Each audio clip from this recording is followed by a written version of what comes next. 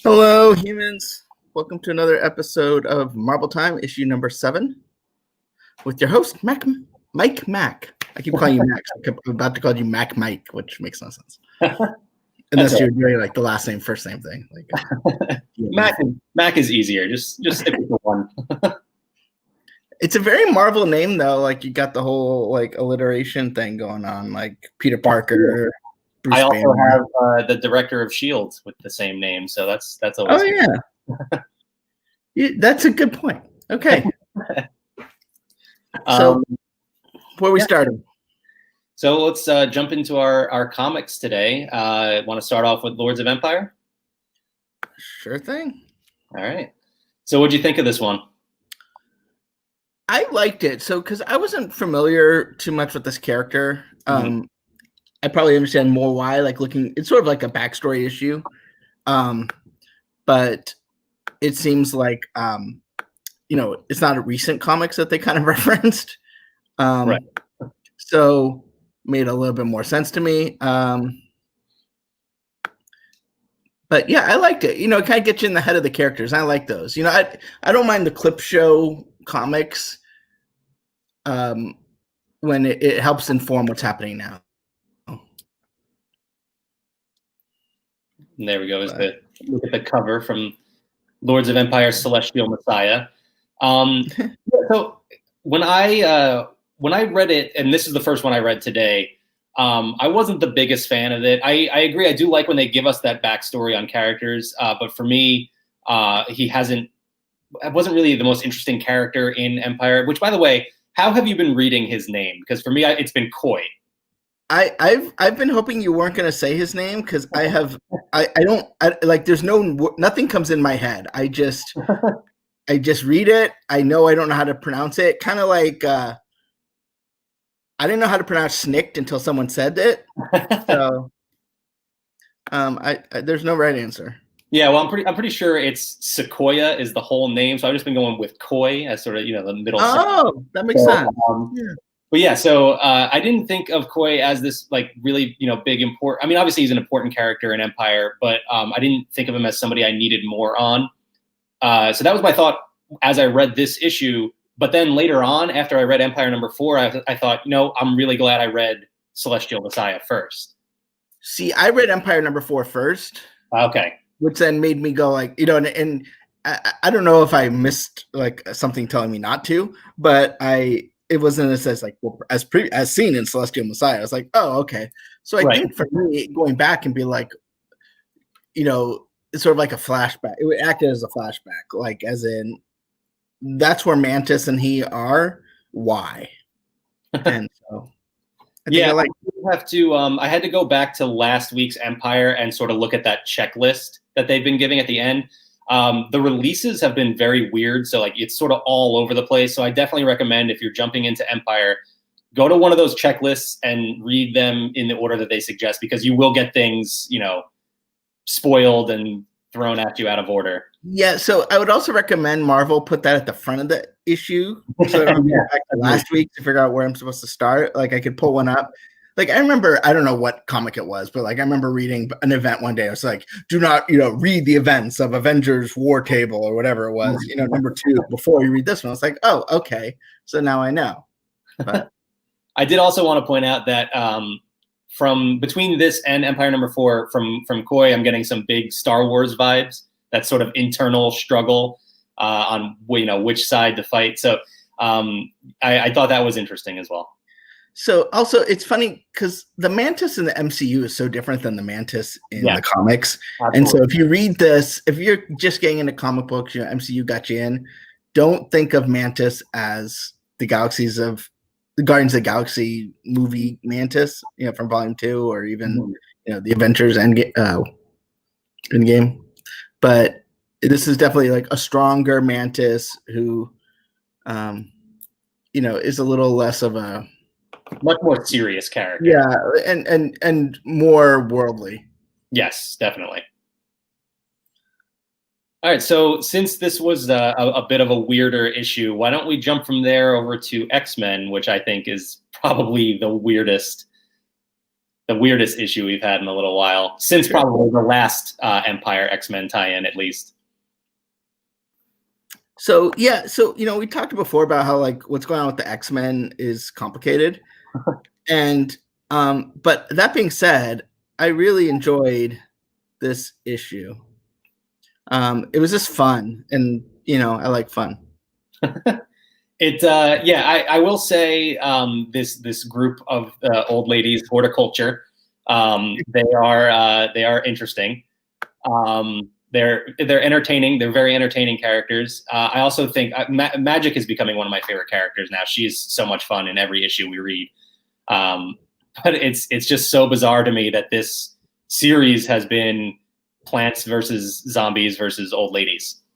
Yeah, which and I think it's a reaction on my part. Like X-Men can be so serious sometimes. Yeah, and I mean, and that's not a bad thing, but it's like, in the end, you're still a bunch of guys in tights, like, any bad guys. So it's kind of fun to just see them having fun. The stuff between the old ladies and Angel is just fun.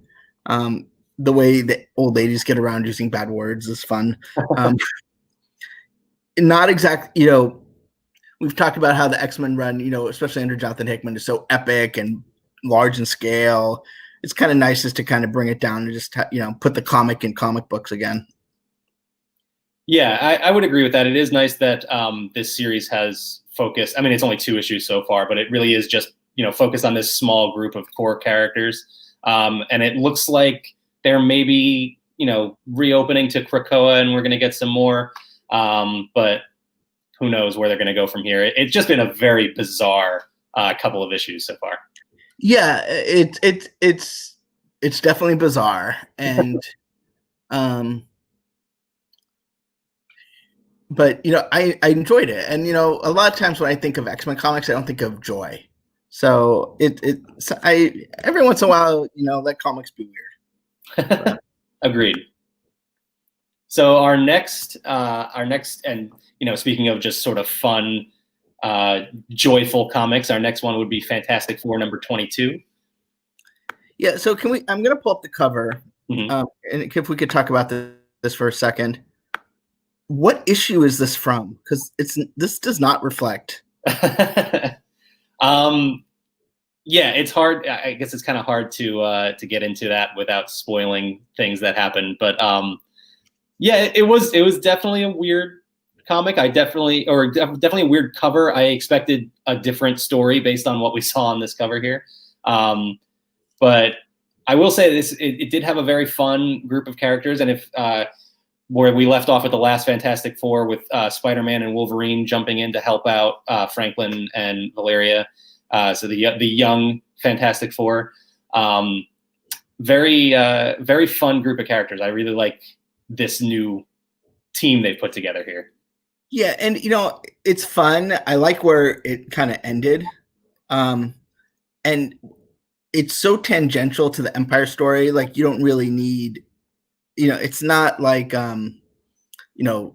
like Celestial Messiah was, where it's like right. Happening at the same time. Everything. This is just sort of. Meanwhile, back at home, and I think that and it allows Valeria and Franklin to shine, especially in a Franklin is so powerful that like I think that sometimes overwhelms the storytelling, but it's nice just to have their perspective, their sort of I don't know what the word it's like a Disney family film, like. The parents go away, they're dealing with something else. So the kids have to like do all this crazy stuff while the parents are away and, rise to the occasion. Yeah, I would definitely pay to see a Spider-Man and Wolverine babysitting movie if that's what you're getting at.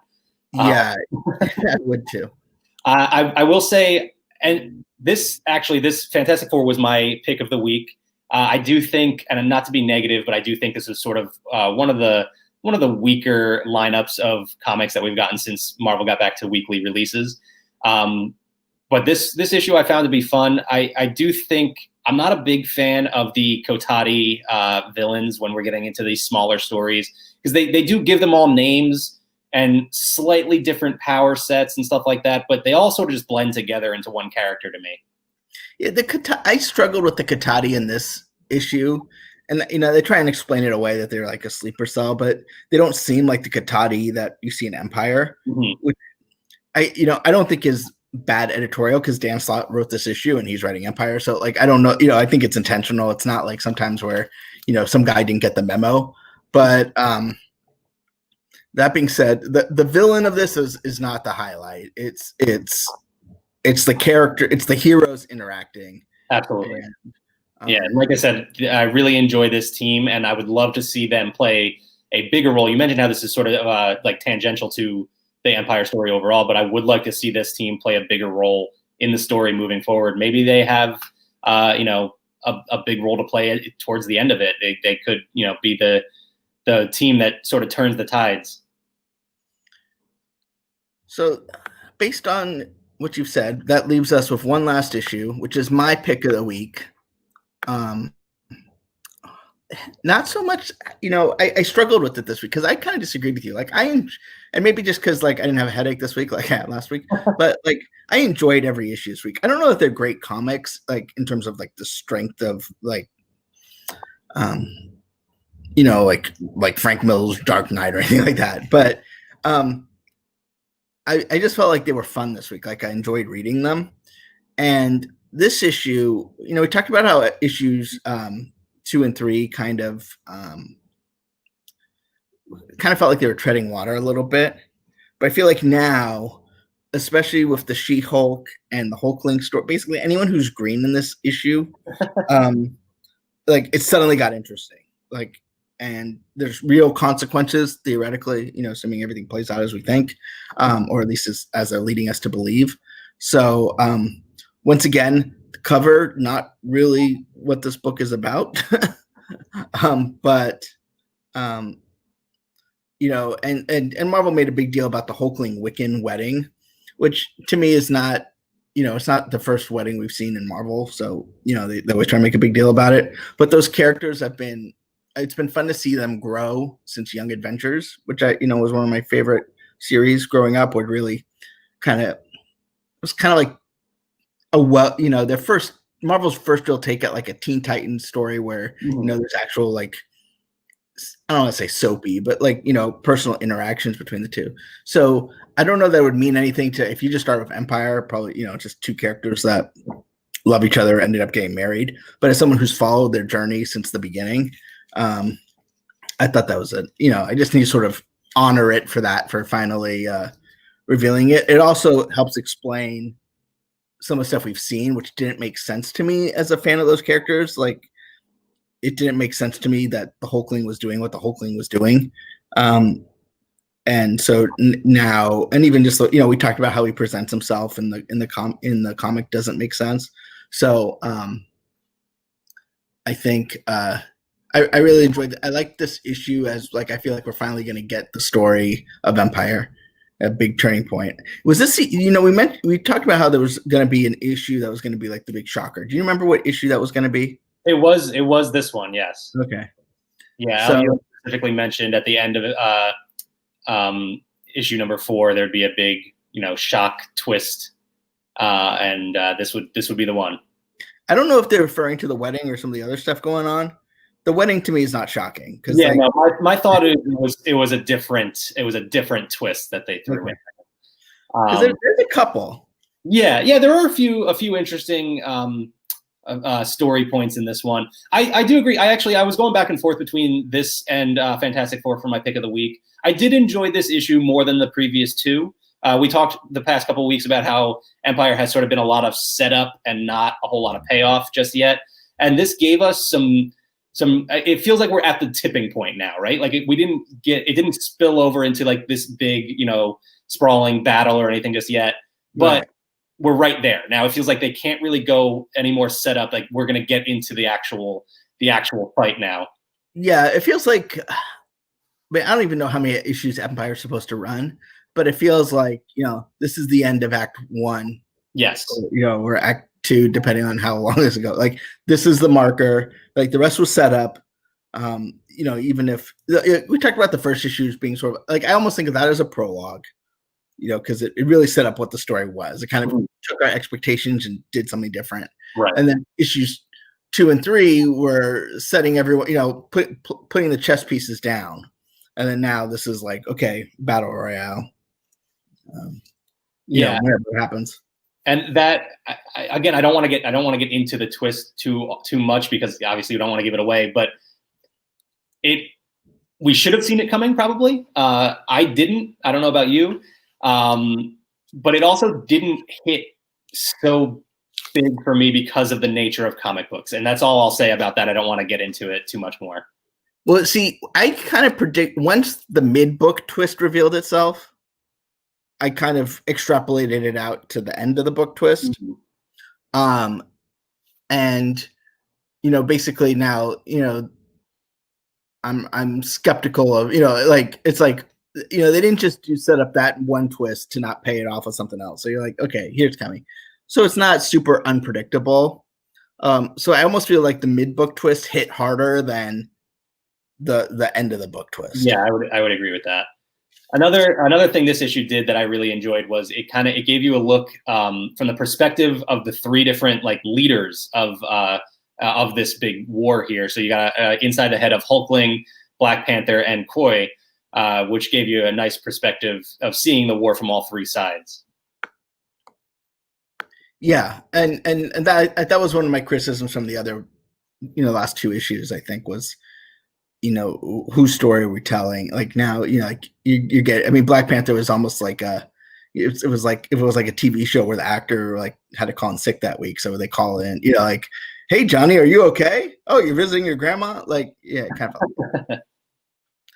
Yeah. So that's it for our comics this week. So your pick of the week was Empyre number 4. Mine was Fantastic Four number 22. Which is the first time we haven't agreed in a while. Yeah. The last couple of weeks, I think maybe even 3 or 4 weeks at this point. Yeah, let's jump into some Marvel news for the past week. So just today, we got our first look at the Marvel x Adidas DON issue, the Don. Yeah, I'm not hip enough. That's no. So you talk about them. I'm going to get you something. I'm going to show you something, and I'll be back. So, yeah. So these are just basically basketball sneakers from Adidas. It is Donovan Mitchell, the star of the Utah Jazz. It's his line of sneakers, and so it's a Spider-Man inspired look. And you can see, I mean, I thought it was an interesting choice to go with the bright neon green. I guess really pushing the whole radioactive, Spider-Man kind of thing. Very interesting. Definitely. So these are the Marvel Adidas shoes I got coming out of New York Comic Con last year, and they're for the 80th anniversary, and they say True Believers on it, and I think they're even not signed by hand, but I think there's even a Joe Quesada autograph here. And so that's kind of what I was expecting was Marvel shoes. These are just weird neon green shoes that have a Spider-Man logo on the back and say Spidey on them. There's nothing neon green about Spider-Man. Even the radioactive spider was not right. glowing. I guess if you're on the court playing basketball, it helps showcase them. Yeah, this is definitely more it's Donovan Mitchell's shoe as opposed to being it's Spider-Man. They just slapped Spider-Man on Donovan Mitchell's new shoe. Yeah, which is fine. I mean, if they're your taste, that's great that you're available later this month. But to me, I mean, I'm all out with my fandom. I want it to be plastered. I mean, and it just doesn't fit the storytelling of the character to me. Yeah, I agree. It's not something I'm rushing out to buy. What's next? Next up, we had Prop Store announced the new Marvel's Agents of S.H.I.E.L.D. Auction that'll be launching in November, featuring all sorts of different props and costumes from the show, like Coulson's LMD suit, the Robbie Reyes Ghost Rider costume, Yo-Yo's gloves. I mean, all sorts of different awesome things. So you can go on and register for that auction now. Again, it launches in November. Yeah, I hate this. No, because Marvel Television, which kind of still falls under the old Marvel guard, at least until next week. At Disney, there was a period where they did this, but they stopped because it was stupid. Not saying every piece from every TV show needs to be preserved by the Walt Disney Company, but some of the stuff should be in the Walt Disney Archives and not up for auction. Yeah, I would agree with that. It was a surprising amount of lots that were featured in this. So, yeah, I would agree. I would have liked to see more of it get saved. Yeah. And Marvel Television has been doing this since Daredevil. Marvel Studios used to do it, and they stopped. Basically, once Disney kind of took operational control over Marvel Studios. So I'm hoping, that this is the end, and good riddance. And we've all seen prop culture. I don't know why I said that. Like everyone has seen it, but prop culture exists. People want props. Things get out. Things should, but this just feels like such a cash grab. And like Coulson's ID should be part of Disney's assets, not every costume, but those are pretty cool costumes. So yeah, I don't know. I don't love this. Yeah, I would imagine there are multiple versions and stuff that Disney is, I'm sure, keeping preserving some of it. But I was surprised with how much is actually going to be featured in that auction. So next up, we got Marvel released a look at the cover for Shang-Chi #1, which will be coming out this September. Let me get it. And this new series is written by, and I don't want to butcher the name here, but Jean Luen Yang, I believe. So should be another exciting comic series coming out in September. I'm looking forward to. I've read a little bit of Shang-Chi, but mostly in crossovers and involving the Avengers and stuff like that. So I'm looking forward to jumping into a new Shang-Chi series.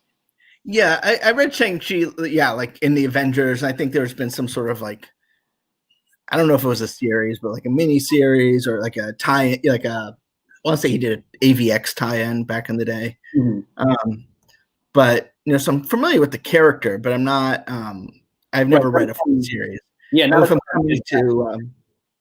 He's coming to Disney movies eventually. It'll be nice to kind of get a reset. I think where I can get on board. Yeah, definitely like to familiarize myself with the character a little bit more before he jumps into the MCU. We also got some new Marvel Legends series figures, a Rogue and Pyro figure. The Rogue figure is something that they teased in the Hasbro Fan First Friday a few weeks ago. So exciting to see those two come out. How do they tease it? So at the end, they've been doing these little sort of like, post-credit scene type things where one of the guys will just be like messing around and he'll hold up like a little accessory or something. I believe it was Rogue's glove he held up. And so then everybody just goes nuts guessing as to what the characters, the next figure that they're announcing is going to be. And so, yep, clearly most people were right with Rogue. I guess they give it to Hasbro. They have not let up with the pandemic. Like I was, obviously we're all ready for Black Widow to eventually come out, but we're still getting, product reveals, product releases, and, these Fan First Fridays or Marvel Mondays or whatever it happens to be that week, it's keeping the energy up. And I like that. I appreciate, I don't buy everything they make. I buy some, but I appreciate that they're still giving us something to look forward to. Yeah, and those Fan First Friday streams have been a lot of fun too. If you're a collector of any sort, I definitely recommend checking them out. If not for the announcement of the new figures, just for the entertainment value, because those guys are clearly having a lot of fun enjoying what they do. Yeah, it's funny. I've seen them do like in-person presentations, whether it's at cons or media events and stuff. And it's almost like, at Disney, we're so used to sort of like a corporate culture, if everything's like polished. No, these guys are just like writing weird comedy bits, like, like it's so refreshing to see their enthusiasm. They're not the most polished things in the world, but that there's these characters are being made by fans. Like just their jokes are sometimes so like basic level, like in depth, like I don't like sometimes I even have to Google it and be like, oh yeah, that was the character that appeared in Fantastic Four 320. Like, okay. So I appreciate them and all those folks at Hasbro. Yeah, absolutely.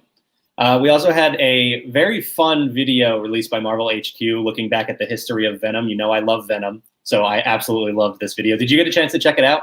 I didn't. It's on my list though. It's in my YouTube queue, which says you have busy I am. I don't have 5 minutes to watch a YouTube video, but yeah, because it was like Spider-Man Day, August 1st. Right. Yes. Yeah, and it is a long one. It's a 9-minute video or so, right around there. But really dives into the history, basically the backstory of Donny Cates' ongoing Venom series right now with Null and the history of the symbiotes, the Quintar. And why I'm waiting to watch is because I really want to get into that, but like I feel like I need a primer because a lot has happened to Venom since like last time I was really paying attention was Agent Venom and yeah, and the Spider-Man arc. I'm not going to remember where Norman Osborn got the Carnage symbiote. Right. That's the last time I was really paying attention to Venom. So like a lot has happened. I know a lot has happened, and so I really want to kind of figure out, you know, especially talking about what happened with the Venom world and the God and all that stuff. I want to pay attention to it. Yeah, I would actually say this video is a good place to start. To be honest, it gives you all of that history. So yeah, it's definitely fun to jump in if you're out there. If you're thinking about getting into Venom a little bit more, I would recommend checking out this video before you dive in. And then finally, the Iron Man VR soundtrack is now available to download across Apple Music and Spotify, all of those fun music streaming services. I brought this up specifically because I forgot to ask you last week. Have you gotten a chance to try Iron Man VR yet? Nope. I took last weekend off, and I just I didn't do anything. I just I wasn't like I kind of felt run down after, we had a lot going on. And so I just needed a break. So I got it here for this weekend. I'm totally going to play it this weekend. But fun fact about the Iron Man VR soundtrack.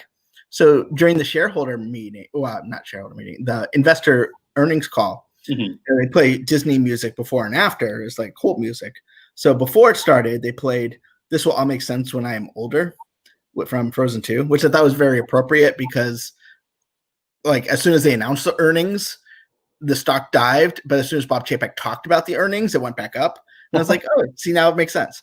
But then at the end, it went to the soundtrack from Iron Man VR, which there's probably 3 people in this world who would have picked up on it. Right. But I thought that was funny. Yeah, that's definitely an interesting choice. I haven't listened to the whole soundtrack yet, but just a few snippets on on Spotify.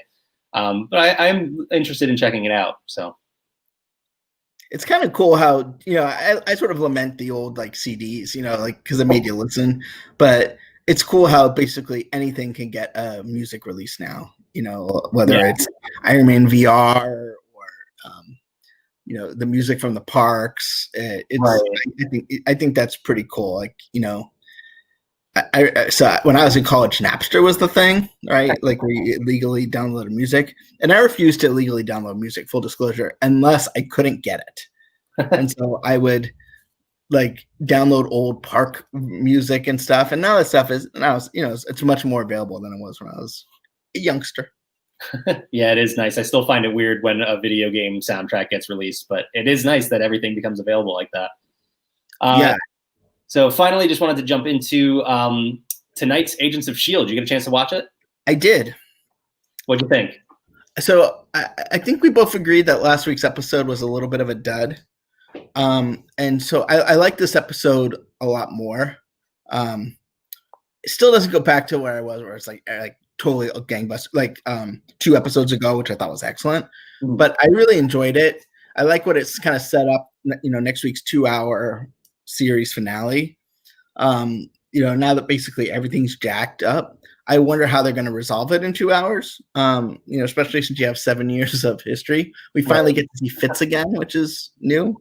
And so, yeah, I mean, it's definitely the setup to the finale. It's not like a super revelatory episode, which you probably don't want at this point, because like now you just want to, find out how this is going to wrap up. But yeah, I mean, I'm excited to tune in next week. Yeah, definitely. I would agree with most of what you said. We've been talking about how Empire has been a lot of setup, and to me, it felt like this episode was that. It wasn't. It's not that it was a bad episode, but with this season being what it has been, with so many episodes being so entertaining, this one kind of fell flat for me. It did set up a few interesting points moving forward, like you said, for the finale. So I am interested to see more. I do wish the little bit of Fitz that we got, would have saved the episode, but it wasn't quite enough for me. No, I mean, I definitely watched it through the lens of next week's the finale. Yeah. And so, at the beginning of the first, I don't remember, where we were time jumping, the first bunch of episodes, like those were fun. Every week was something new. This was definitely let's set the table. Let's get everything right. And, it's fine to do that. I mean, we talk about Empire, like where it seems so that's all it seems to be. But I think it's fine in, the penultimate episode to really do that. So, so tonight's at 10 o'clock. Eastern Pacific.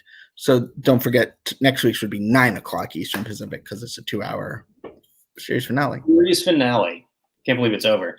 I can't believe how old I am. 7 years of this show. Yeah.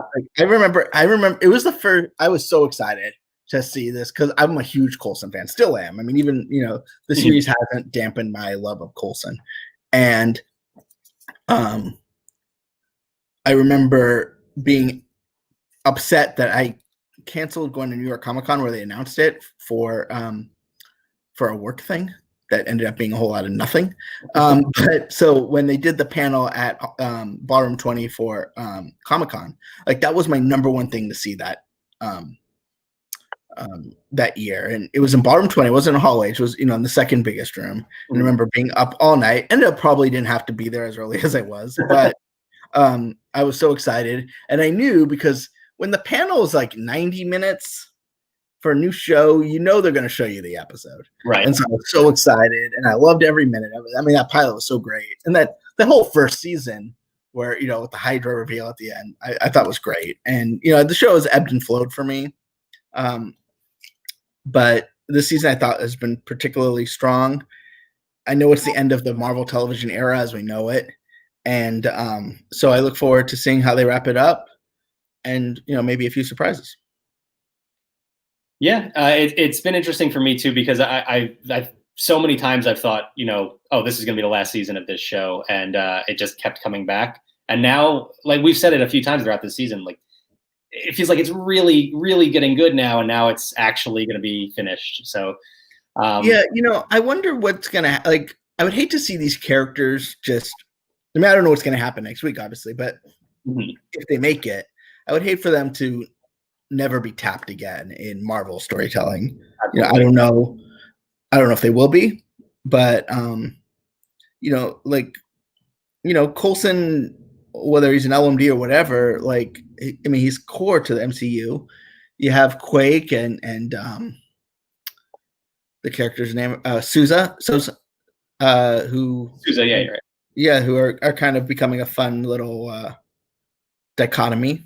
And so I look forward. I don't know. Maybe I'll have to resort to fanfic. I don't know, but we'll see what happens. Sousa, by the way, if my theory pans out, Sousa actually is in Avengers in 2012. So.